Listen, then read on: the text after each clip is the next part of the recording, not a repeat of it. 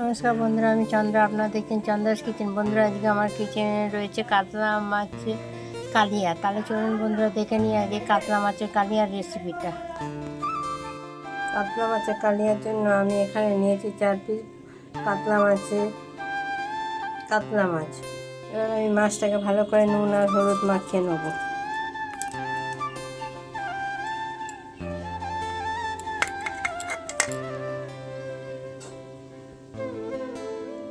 এখানে আমি মাছটাকে ভালো করে নুন হলুদ মাখিয়ে নিয়েছি। আর এখানে একটা কড়াই নিয়ে নিয়েছি। কড়াইতে গরম হয়ে গেছে। এখানে আমি সর্ষের তেল দিয়ে দিয়েছি।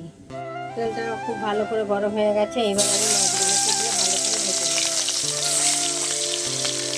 মাছ ভাজা হতে হতে আমি এখানে নিয়ে মাছের মশলাটা করে নেবো। তার জন্য আমি নিয়েছি এখানে 1 টুকরো আদা কুচিয়ে, আর এখানে নিয়েছি একটা পেঁয়াজ, এখানে নিয়েছি 4টে কাঁচা লঙ্কা, আর এখানে নিয়েছি একটা টমেটো,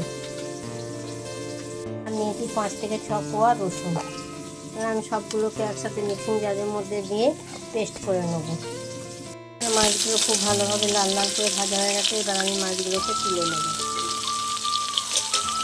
এখানে মাছে দেওয়ার জন্য আমি 2টো আলুকে 4 টুকরো করে কেটে নিয়েছি। এবার এই আলুটা মাছের তেলের মধ্যে দিয়ে ভেজে নেব। আমি এখানে মাছের কালিয়ার মধ্যে আলু দেওয়ার জন্য 2টো আলুকে আমি 4 টুকরো করে কেটে নিয়েছি। সেই আলুটা আমি মাছের তেলের মধ্যে ভালো করে ভেজে নেব। এখানে আলুগুলো খুব ভালোভাবে ভাজা হয়ে গেছে। এবার আমি আলুগুলোকে তুলে নেব। আলুগুলোকে তুলে নিয়ে আমি ওই তেলের মধ্যে 2টো ছোটো এলাচ, 2 দারচিনি আর 3টে লবঙ্গ দিয়ে দেবো। আর দেবো একটা তেজপাতাকে 2 টুকরো করে ছিঁড়ে নিয়েছি তেজপাতা। আর দেবো অল্প একটু গোটা জিরে দিয়ে আমি ভালো করে নেড়ে চেড়ে ভেজে নেব। ফোড়নটা আমার হয়ে গেছে। এখানে আমি যে পেস্ট করে রেখেছিলাম আদা রসুন পেঁয়াজ আর টমেটো কাঁচা লঙ্কা, সেটা এখন দিয়ে দেবো।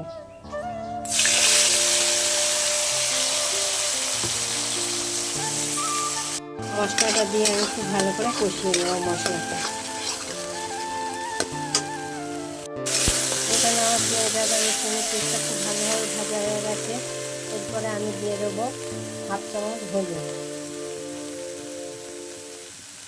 আর দেবো ধনে জিরে গুঁড়ো 1 চামচ দিয়ে আবারও আমি ভালো করে নেড়ে চেড়ে মশলাটা ভেজে নেব। মশলাটা এখানে খুব ভালোভাবে কষানো হয়ে গেছে। এইবার আমি পরিমাণ মতো লবণ দিয়ে দেবো। এইবার আমি এর মধ্যে দিয়ে দেবো 1 চামচ কাশ্মীরি লঙ্কার গুঁড়ো দিয়ে আমি ভালো করে নেড়ে চেড়ে নেবো। এর মধ্যে দিয়ে দেবো আমি অল্প একটু চিনি। মশলাটা আমার ভালো করে ভাজা হয়ে গেছে। এবার আমি ভেজে রাখা আলুগুলো এর মধ্যে দিয়ে দেবো। দিয়ে আবার একটু ভালো করে ভেজে নিয়ে জল দিয়ে দেবো। মশলার সাথে আলুটা দিয়ে আমার খুব ভালো করে ভেজে নেওয়া হয়ে গেছে। এইবার আমি জল দিয়ে দেবো। এখানে আমি পরিমাণ মতো জল দিয়ে দিলাম। জল দেওয়ার পরে ঝোলটা ফুটে গেলে আমি মাছগুলো দিয়ে দেবো। আমার মাছের ঝোলটা ফুটে গেছে। এবার আমি মাছগুলোকে দিয়ে দেবো। মাছগুলোকে দিয়ে আমি 5 মিনিট মতন ফুটিয়ে নামিয়ে নেব। দেখুন বন্ধুরা, এখানে আমার কাতলা মাছের কালিয়াটা রেডি হয়ে গেছে। এবার আমি ওপর থেকে একটু গুঁড়ো গরম মশলা দিয়ে নামিয়ে নেব।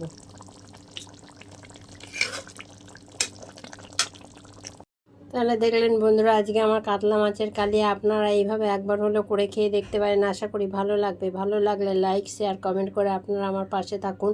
আবার আসি পরের রেসিপি নিয়ে। ততক্ষণে ভালো থাকবেন, সুস্থ থাকবেন। নমস্কার।